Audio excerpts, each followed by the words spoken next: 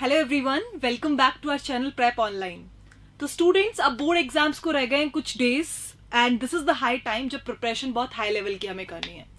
तो you already know there is only one strategy right now to work for it and the strategy is to revise the important questions and all those important questions for all the subjects you will find on our channel. उसकी playlist बनी हुई है, you can all go through it and practice.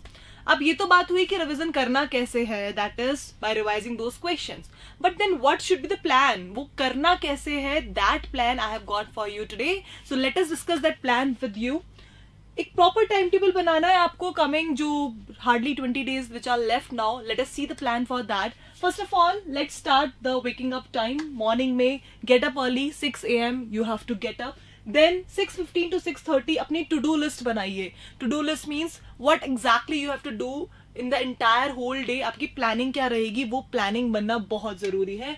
6:30 to 8 आप morning में first session रहिए, बिल्कुल freshen up. वो any subject which you like the most, जो आपको सबसे इंटरेस्टिंग लगता है वो सब्जेक्ट आप लीजिए morning 6:30 to 8 and you will actually find it very productive. तो सब्जेक्ट 1 आपने लिया, then 8 to 8:30 take a break, breakfast करिए, देन एक चेंज आएगा, then again get freshen up और सेकंड सेशन रखना है हमको 8:30 to 10 second study session with subject 2 which ever you want to go with.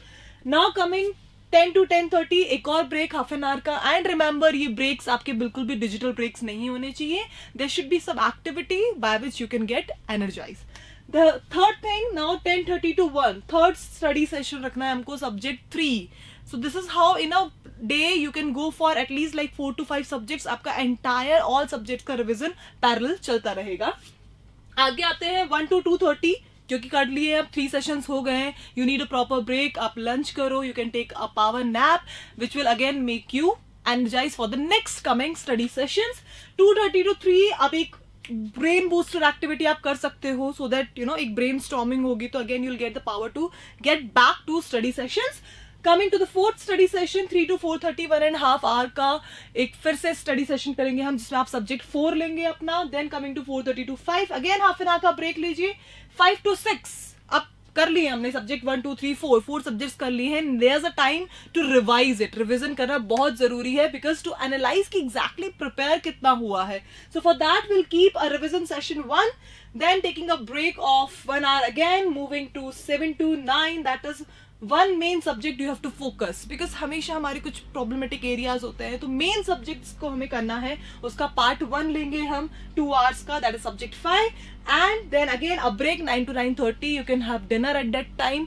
और उस ब्रेक के बाद 9:30 to 11:30 लास्ट के 2 hours moving to again the subject where you find it yes I need to focus more, उसका part 2, that is the second session for focusing more main on that particular subject.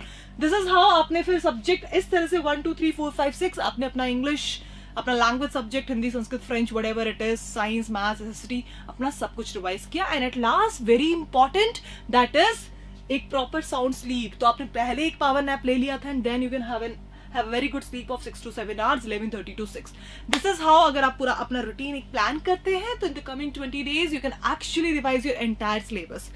एक बार details में जाते हैं इस time table की। सो morning 1 that is getting up at 6 o'clock बहुत important है। Suppose a student जो उठ रहा है दिन में 10 बजे 12 बजे, डे ही आपका लेट स्टार्ट हुआ, यू हैव अ डिलेमा कि अब करना क्या है, कैसे करूंगा, थोड़ा फ्रेशन अप हो जाता हूँ, ये करते करते 2 बज गए, कितना सारा टाइम वेस्ट हो गया। You are not left with much working hours, वो प्रोडक्टिव आवर्स आपके वेस्ट हो गए। सो इट्स वेरी इंपॉर्टेंट आप मॉर्निंग 6 o'clock उठे, 7 बजे भी उठे, it's fine. 8 o'clock even if you start studying, you will have ample number of working hours so that you can actually use them judiciously. आगे बात करते हैं, then deciding the time slots बहुत important है।